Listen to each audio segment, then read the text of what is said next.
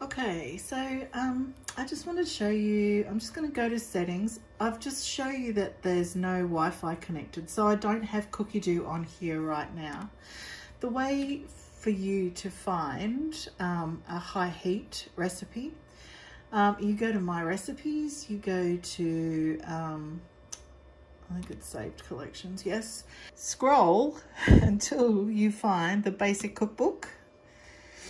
Once you've found your Basic Cookbook, go search, and then you can type in caramel,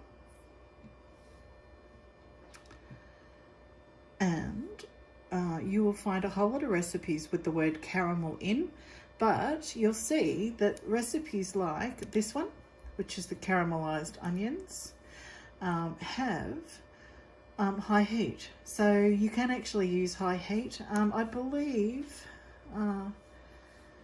that there's quite a few recipes in here. Let me just have a look at this one. This will be sugar mode.